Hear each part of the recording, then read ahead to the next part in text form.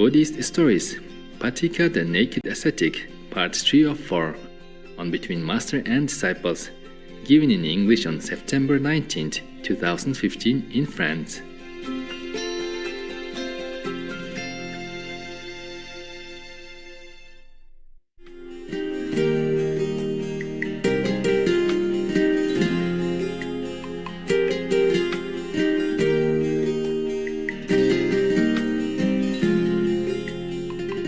So the boy listened to the instructions of the naked ascetic and then went to the Buddha and delivered the invitation.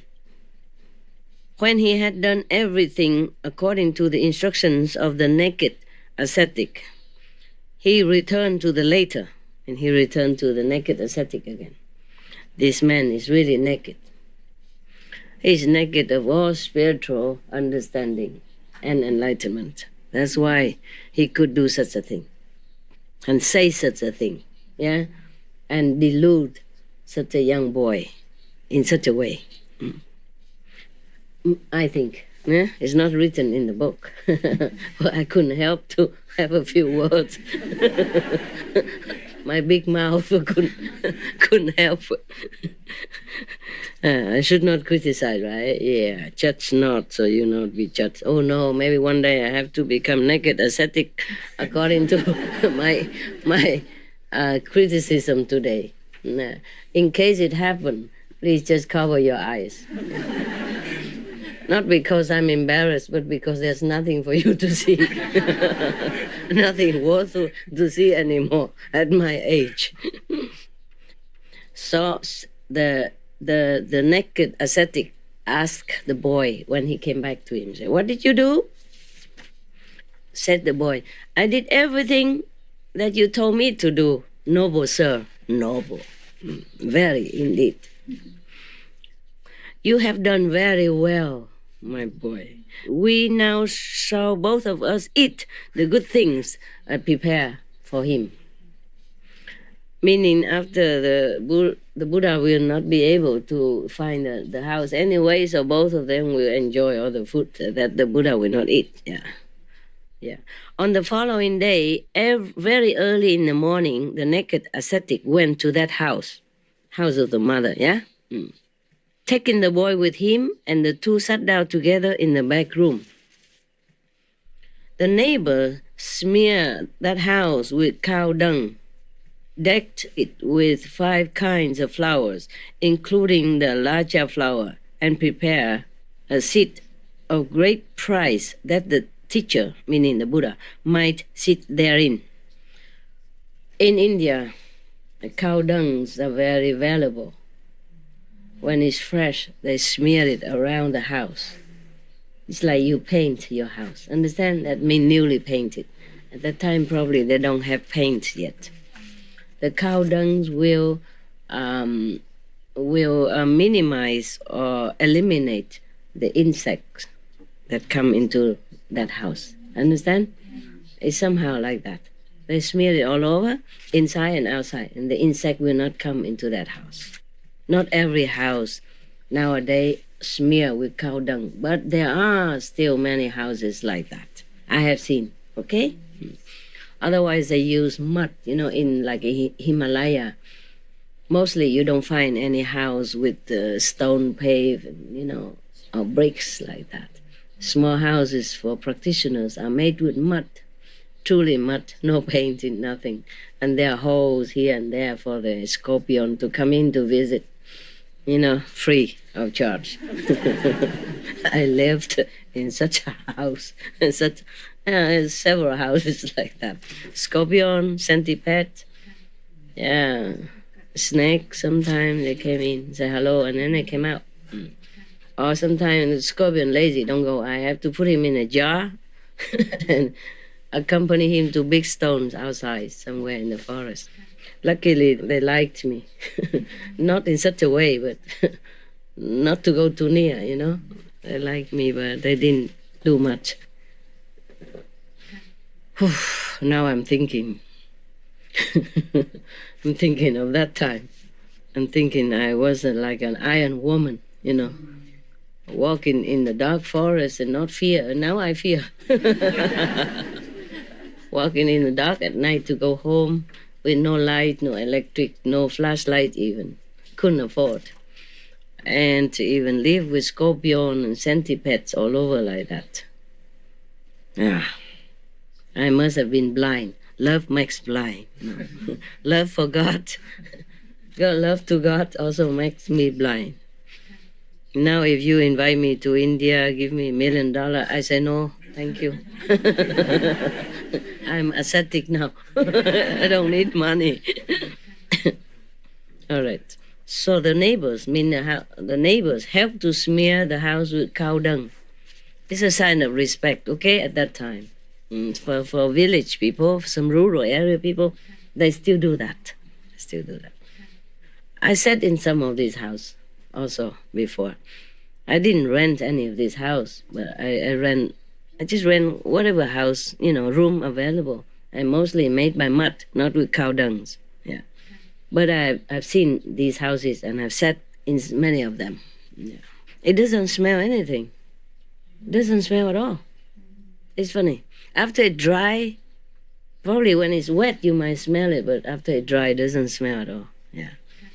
The cow dung in India, they make it into a round, like a chapati flat, and then they put it on the wall to dry. Also, by the way, keep it warm in the house. And if they need to use it, they take it down, mix it with water again to liquid, and then smear the house with it. Yeah? Okay? But you would think this is funny, strange, why you smear dung on your house. But it's like that. Sometimes they even prepare a big platform in the former life and then smear the cow dung on it and invite some master to sit there to talk, to do lecture. People, this is in parentheses they say, people who are not familiar with the Buddhas know nothing about the preparation of a seat for them, nor do the Buddhas ever need a guide to direct them on their way. For on the day of enlightenment, when they sit under the Bodhi tree, causing 10,000 worlds to quake, all paths become plain to them. To point, this path leads to hell, this path leads to the world of beasts, this path leads to the world of ghosts, this path leads to the world of humans, this path leads to the world of the gods, this path leads to the deathless, to great nirvana. Meaning, or the Buddha, when they became enlightened, mostly they only sat under the tree or somewhere. Yeah, they don't even need any high seat or any decorated days or anything. But they know everything at that time. Which way is the best way for us to go for liberation? Understand? It means like that, okay? There is never any need of telling them the way to villages, market towns, or other places. Now you know. The Buddha probably just know where it is. He could ask, right? Yeah. In any way, therefore, the teacher, meaning the Buddha, very early in the morning, took bow and rope and went straight to the house of the great female lay disciple. She came forth from the house, respectfully bowed down to the Buddha, escorted him into the house, poured water of donation into his right hand, and gave him the choices of food. Water, just to wash hand. Pour it in the hand to wash, yeah. And sometimes they bring also water for the Buddha to wash the feet, because the Buddha always walked with barefooted. In some monastery nowadays, there is still tradition like that. In Thailand, even, for example, outside of the monastery, they always have a tray, a flat basin put in front of the door. Or maybe they built it in, and always the water. So when the monks went outside, or baking, or come back from some errand, some mission, they wash their feet there before they enter the hall. Their dwelling place, or the meditation hall, or Buddha's hall. All right, so, and gave him the choices of food, both hard and soft. When the teacher, just like here, you have soup and I would say hard protein, huh? Yeah, and rice, and salad. When the teacher had finished his meal, the female lay disciple, desiring to have him pronounce words of thanksgiving, took his bowl, and the teacher, with his own sweet voice, began the address of rejoicing. When he finished, doesn't mean she take it away. She probably took it so that he has a room to talk, or it's a sign that the Buddha will be talking now. He finished the meal and talking. Yeah. And the teacher, with his own sweet voice, began the address of rejoicing. The lay disciple listened to the teaching of the Dharma and applauded the teacher, saying, "Well said, well said." The naked ascetic, sitting there in the back room, heard the words of an applause uttered by the lay disciple as she heard the teacher teach the Dharma. Unable to control himself, he remarked, "She is my disciple no longer." Quit. Thank God. And he denounced her as his disciple and came out. And he said to the lay disciple, "Ha! You are lost for applauding this man first." And he reviled both the female lay disciple and the teacher in all manner of ways, and then run off. I don't know where he's going. Who's going to make offering to him from now? The lay disciple was so embarrassed by the naked ascetic's insulting words that her mind became completely distraught.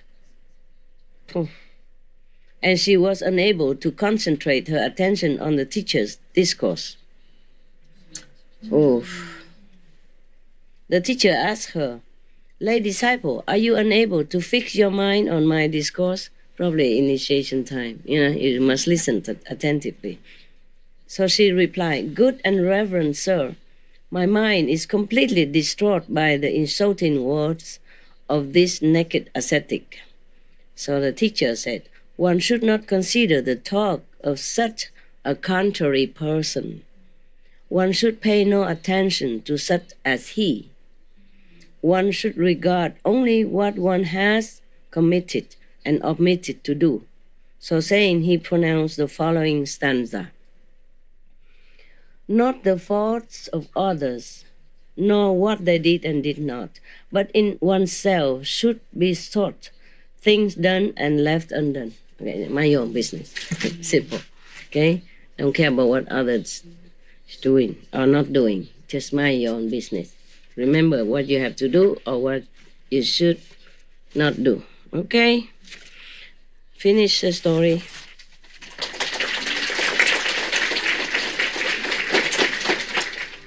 We should really thank the past masters, monks and nuns and scholars who have taken time to record what the Buddha is teaching after the master's nirvana, and also for the past and present persons, lay or monks or nuns who have really dedicated themselves, sacrificed their time and precious health or under any difficult situation to translate this so that I can read it to you. And we have to thank them. And may they be blessed forever by all the Buddhas, past, present, and future.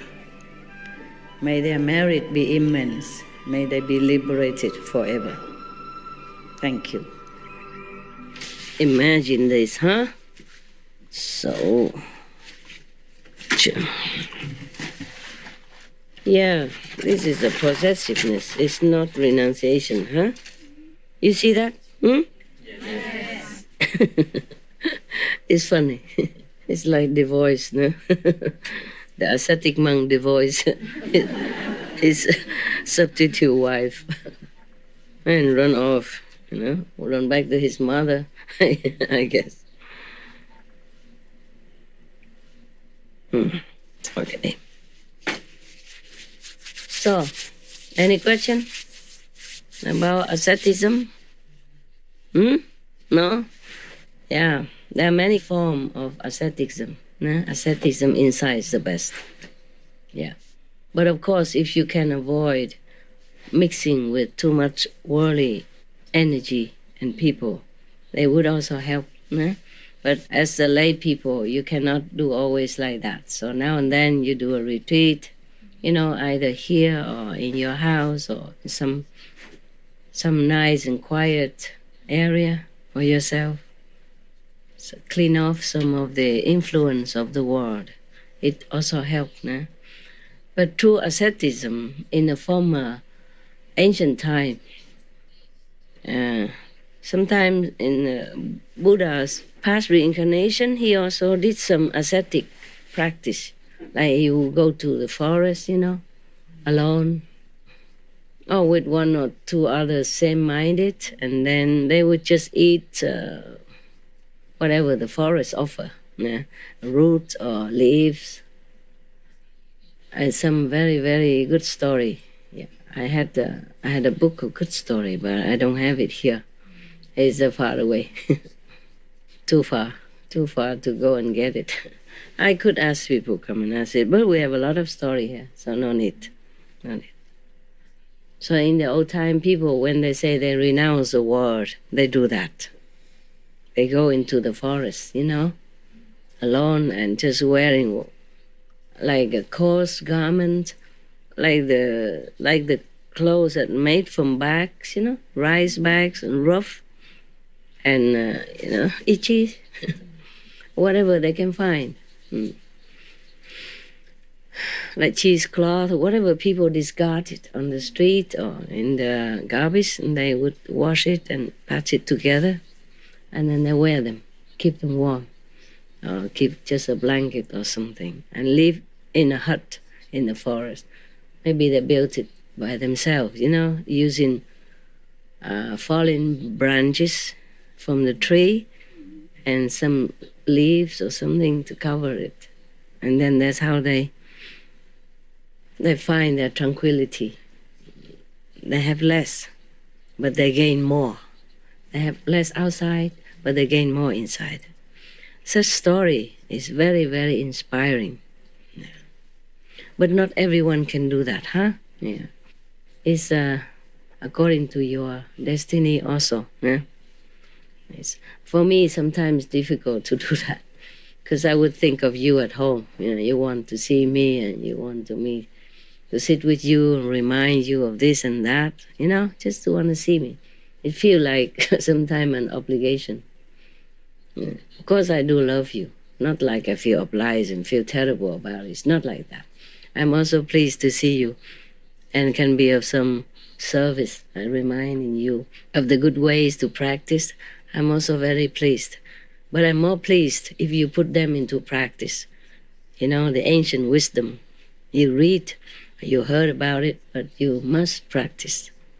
Then I'll be very, very pleased. More pleased than just to see you and then you go home and go back to your old ways and forget what your ideal was in the beginning. Forget the noble aspiration of your life. Forget the goal and just too busy, every day with survival.